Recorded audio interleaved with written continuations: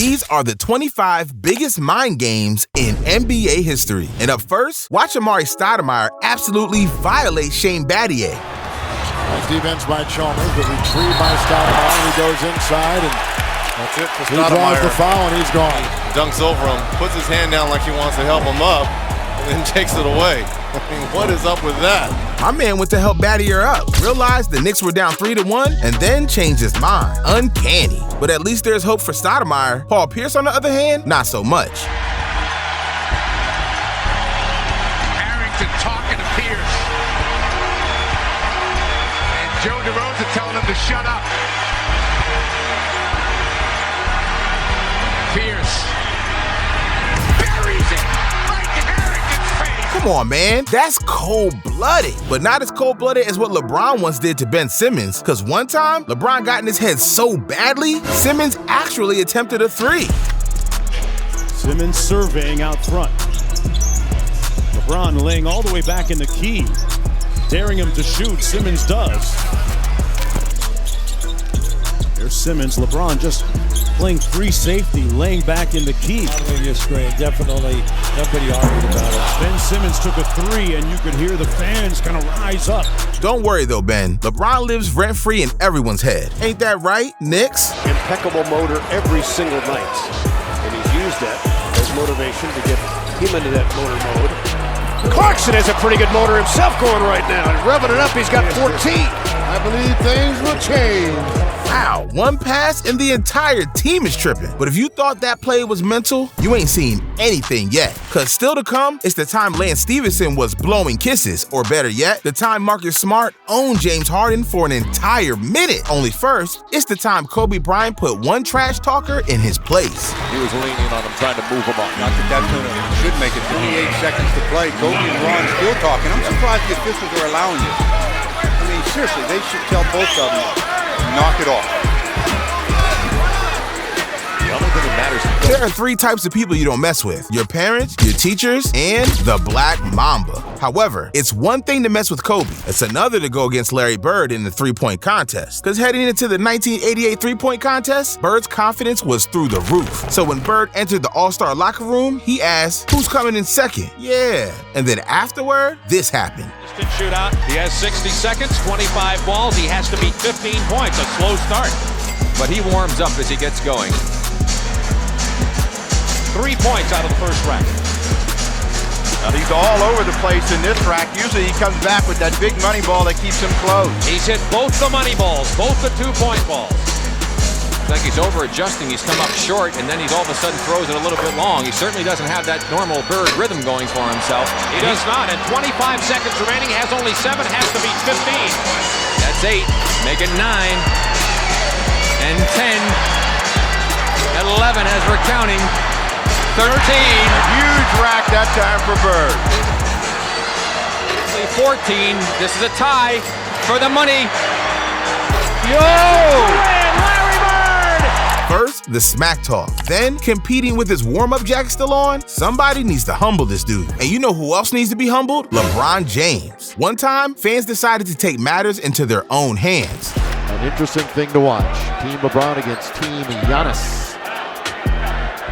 Rajon steps onto the court here with 1.3 remaining in the quarter.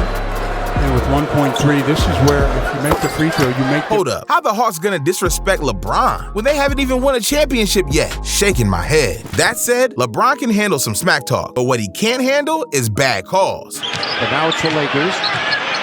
LeBron glances at the shot clock, and it's thrown out of bounds. It hit somebody's foot. Well, that's what LeBron is saying. It hit somebody's foot. So that complaint by LeBron turns over a call that should not have been.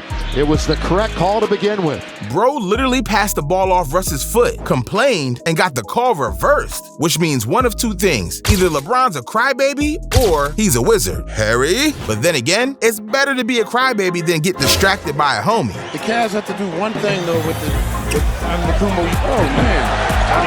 What? Saying Jason Terry. And meanwhile, the Cavaliers give up 2. Wow.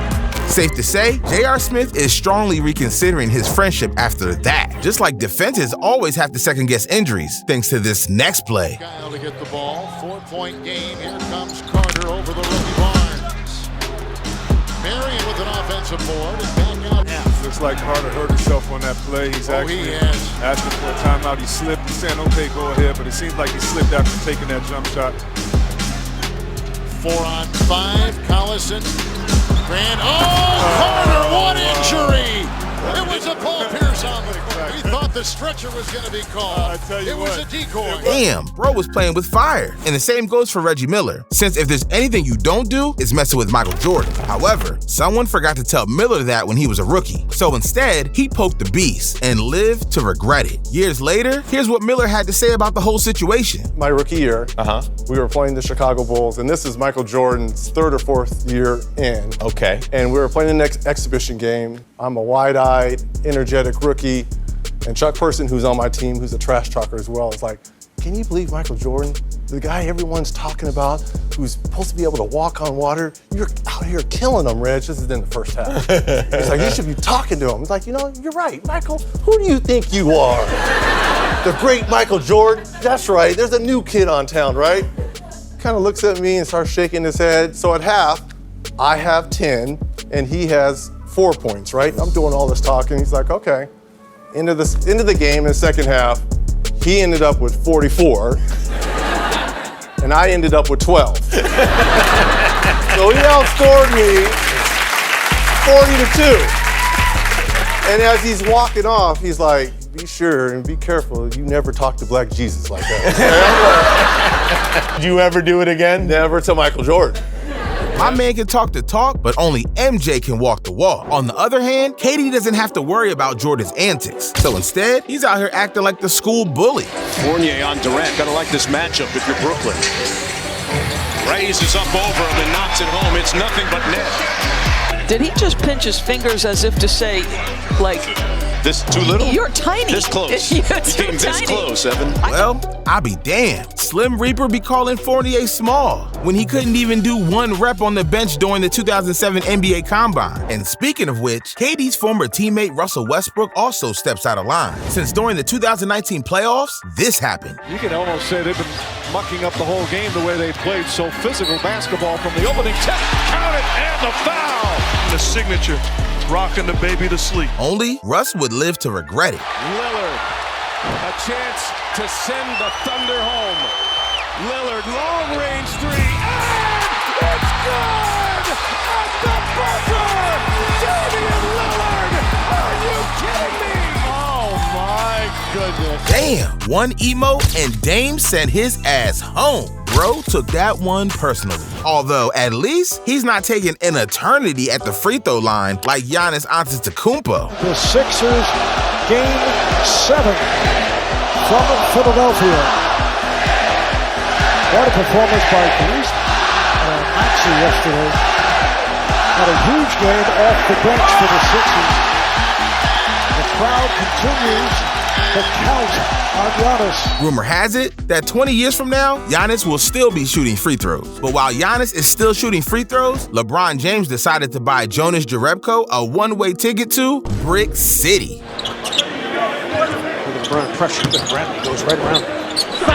Jerebko, solo with a pump fake.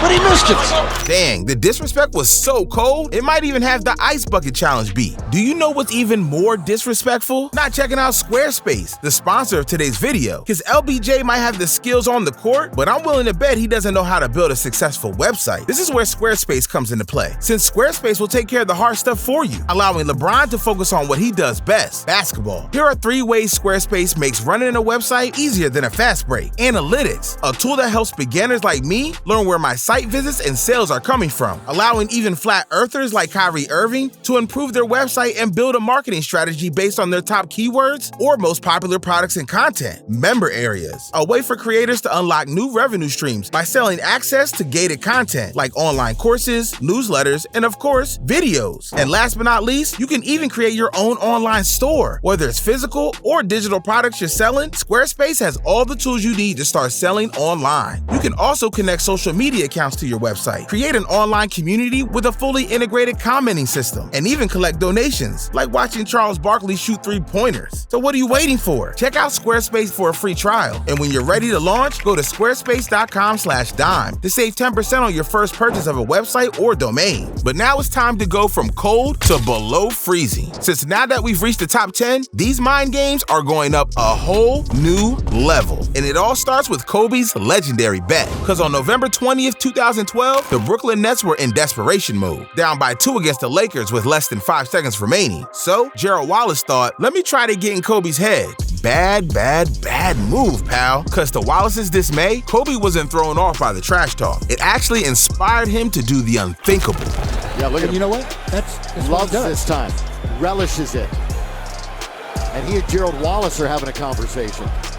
That's Kobe and Gerald Wallace going at each other while Kobe's on the free throw line. Gerald's still talking to him. They're still having a conversation as Kobe's about to shoot the biggest free throw of the night. 3-point game. My man really risked $500,000 just to prove a point. However, it still doesn't compare to the most disrespectful free throw in NBA history. Instead, the title belongs to the one, the only Michael Jordan. 3 games now, right? Jordan. Eyes closed or not, bro never ceases to amaze. This wasn't the first time MJ talked smack against Mutombo and backed it up. Because during the 1997 All-Star break, Mutombo mentioned to Jordan that he never dunked on him, something MJ would take personally. Mike, come on, man. Be for real, you haven't got me yet. Huh? Mike, don't even try it. I haven't got you recently. Yeah, I agree with that. No, you haven't got me in 6 years. 1, 2, just go ahead and say it. And you already know, bro was doing whatever it took to get revenge. So later that season, MJ got his chance to make Mutombo eat his words and told him to subscribe to the channel. Well, okay, maybe not. Instead, this happened. MJ. He did it! Michael shakes the finger, but he finally got his dunk on Mount Mutombo. Yo, we already knew Air Jordan was like that, but still, Mutombo got. Which brings us back to a familiar face, Kobe Bryant. Only Kobe doesn't just talk the talk. He's smart about what he says too. Just ask Gilbert Arenas. You said that Kobe talked intelligent trash. Explain. So we were playing, and it's like a 2-on-1 break, and Karan fouls, stops the break. So everybody's like, good job, good stop, stops 2 points. So Kobe walks over to him and says, hey, who you guarding? Oh, you. Huh. How many fouls you got? I got 1. So you only got 5 left? Yeah. Well, you need all 6 fouls to guard me. And you just wasted one on him. Stupid play, right? and you had to think about it like, if trash-talking guys ever gifted Charles Barkley and Michael Jordan a child, it would 100% be Kobe Bryant. Why Charles Barkley, you may ask? Well, believe it or not, Chris Webber has the answer. He's in Washington, and he's a little older. I think, it was maybe 4 more years in his career, but, and I foul him. And I get away with it, come back down. And the next time, he's going off at the ref. He fouled me. And I'm like, I ain't fouling him. He over there crying. And the ref, he's like, he looked at the ref, he's like, I scored 24,000 points or something. I scored 20,000 points right here in this position. You gonna tell me he ain't fouled me? And the ref just shook. Ain't no way Chuck can count to 24,000 when he can't even spell precautionary. If you spell precautionary, I'll take my clothes off right now. Oh, Lord. Don't try to spell it. Do not. P-E-R. No, you spelled it wrong. No, I know. I want to get it wrong. I want to see him make it. All right, Shaq, now where's my money? On the other hand, the word precautionary doesn't exist in Kobe's dictionary. Because back in 2004, the men's Olympic team failed to win a gold medal for the first time since 1988. So coming into the 2008 Olympics, they needed to set the tone. That's when the Black Mamba came up with a plan. See, Team USA was preparing for their matchup against Spain, when all of a sudden, Kobe Bryant dropped a bombshell. And let's just say, no one will ever forget it. Kobe said he gonna set the tone to start the game. And he said, I'm running through Paul's fucking chest. First play of the game, I'm running through Paul. So. Picks all over the floor. Whoa! That was his Lakers teammate. Kobe could have gone around that screen, but there's no question. He was like, holy shit. Yo, these guys won 2 championships together. Yet Kobe's out here trying to get Gasol injured? Bro's relentless. But now, this brings us to the time Marcus Smart played the best defense of his career. Because if we rewind back 5 years to December 28, 2017, you'll realize the Celtics were trailing by 1 to the Rockets with only 7.3 seconds remaining. When all of the sudden, the game became less about the Celtics and the Rockets and more about Marcus Smart and James Harden. Tatum, 7.3 to go, and a 1-point goal. Oh, look out! It'll be Boston ball. Backcourt, Smart is all over Harden, who does not like it. Little pushing and shoving, and Harden knocks Smart down and is called for another foul. And on that, Full Harden once, shame on Harden. Full Harden twice, still shame on Harden. Which brings us to the 3 biggest mind games in NBA history, where the moments get better and the lights get brighter. But speaking of bright lights, let's take a trip to Madison Square Garden. Because what if I told you that Carmelo Anthony once got mad over a cereal? Pierce, Chandler picks him up on the switch. Anthony now guarding Garnett. Those two going. Anthony's going to pick up his 5th foul any minute. Sullinger has it. Drives down the lane, stripped off his leg and out of bounds. Now Anthony and Garnett have to be careful. They're barking at each other right now. The officials should get there. And there it is, a double technical. It's a man's duty to protect his wife. But seriously, Melo? Bro just called your wife a Honey Nut Cheerio. I think you can let that one slide. Only, he's not taking my advice. And afterward, he actually waited for KD at the Celtics team bus. Everyone's talking about what went down after the game. We know KG and Carmelo got into it a little bit during the game. Well, Carmelo let it spill over to after the game. You see him in the red hat right there waiting alongside the Celtics team bus for Kevin Garnett. Clearly, my man had a bit too many beers before the game, just like Lance Stevenson, because how could anyone ever forget what Stevenson did in Game 5 of the Eastern Conference Finals? Hold up. Wait a minute.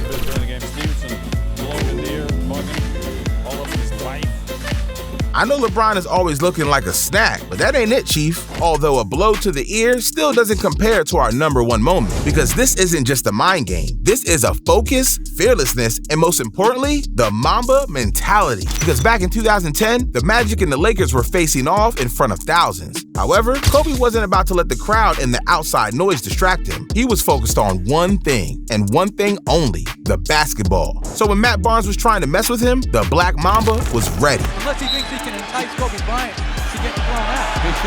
Either that or there's no way he's gonna. However, that alone isn't what leapfrogs this moment to the top spot. You see, millions of us have seen this clip. But you didn't know? Kobe Bryant made a decision that changed the rest of Barnes' career. After all, Barnes was weighing his options in free agency. Then all of a sudden, he received a phone call. I was actually supposed to go to Toronto for a multi-year deal.